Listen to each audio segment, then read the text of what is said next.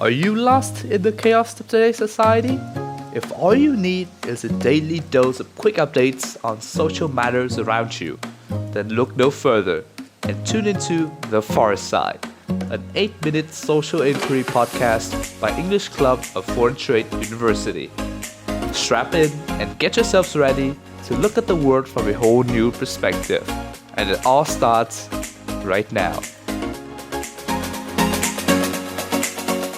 Welcome back, and we are live with another episode of The Far Side. It is Andy speaking, and joining me today is the one and only Cam. You know it, Andy. I cannot be more excited to be here once again.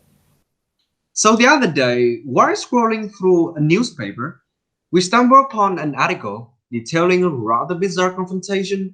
It was between a Native American elder chanting and sounding his drums and a teenage boy wearing a MAGA hat with a smoke grin on his face, both surrounded by even more teenagers chanting, "Build a wall." Indeed, yet another blatant discriminatory act against the Native American, and a ridiculous one too, considering that they were the first settlers. That's why we decided to get to the bottom of the story. But the deeper we dug, the more appalled we became, not because of the actions of the boys, but by how seemingly reputable news agencies report their actions. This is the story of how the media is warping reality with outrage. Before we get to the main story, we need to understand what outrage media is and why it is on the rise.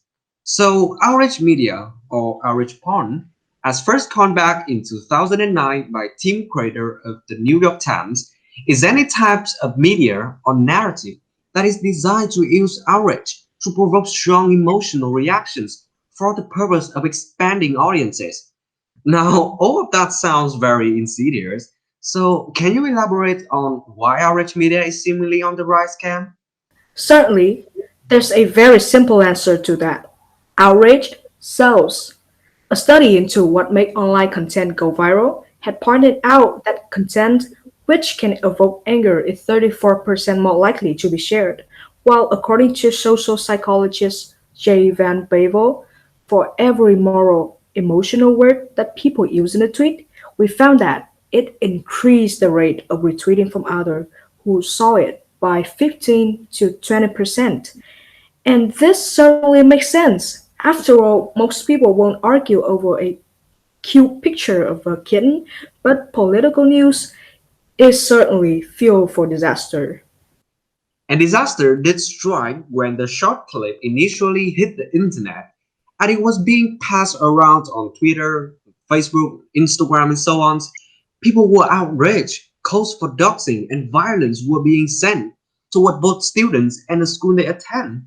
But after all, how would they tolerate such blatant disrespect and mockery toward a Native American elder, right after the indigenous peoples march no less?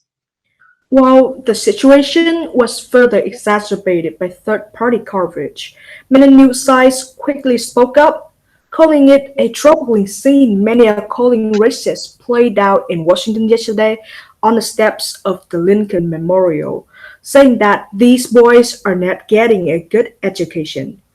Many celebrities, such as House Representative Ted Howland or the actress Alyssa Milano, also voiced their disapproval of the student actions. But all of that quickly changed.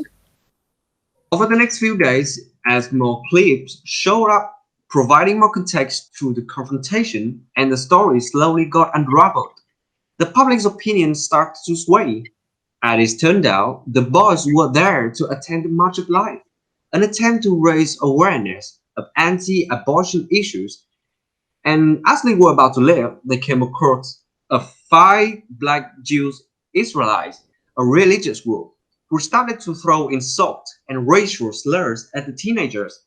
Sensing the rising tension between two groups, Phillips, the Native American elders, shown in the initial video, stepped up and tried to pacify the situations, leading to rather infamous scenes that had received millions of views.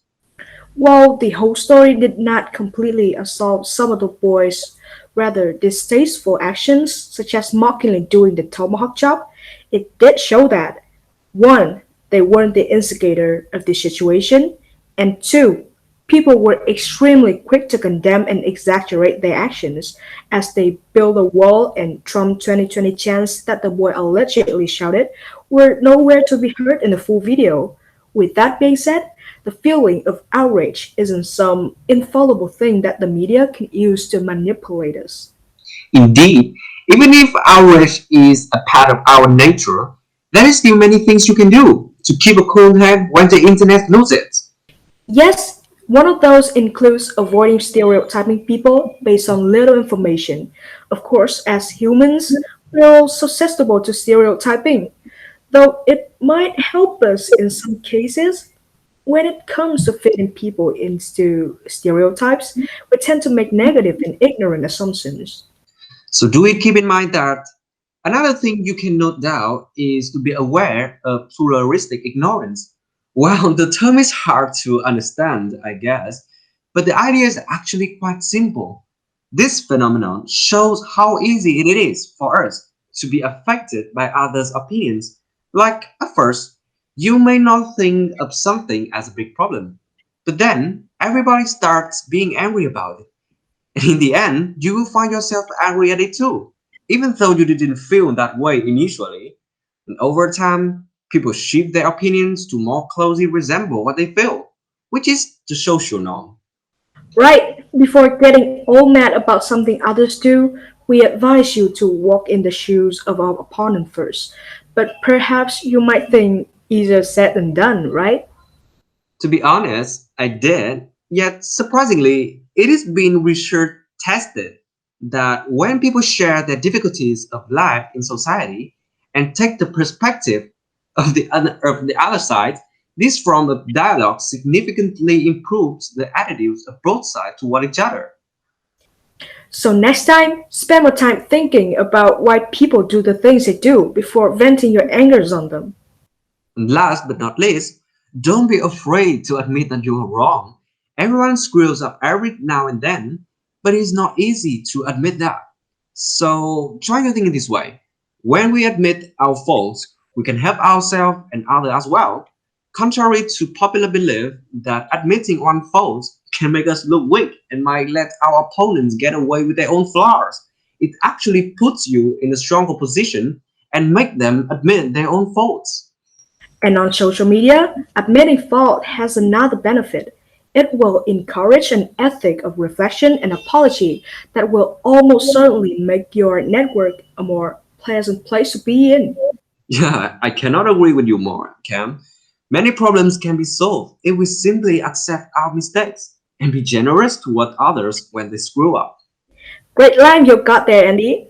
After hearing our talk, I hope you guys have learned something new about the social media outrage trap and how to avoid it. And that also sums up today's episode. Again, I am Kim. And I'm Andy. See you all later in another episode of The Far Side. And that is it for this episode. Thank you for listening. If you enjoy what we do here, visit our Facebook fan pages, English Club of Foreign Trade University and Mastermind, English Social Inquiry Contest, for regular updates, and we would love to hear your take on the matters we just discussed. A quick reminder, new episodes come out every Monday and Thursday at 8:30 p.m. on Google, Apple Podcast, and even Spotify. So make sure not to miss it. Thanks again, and we'll see you in the next episode.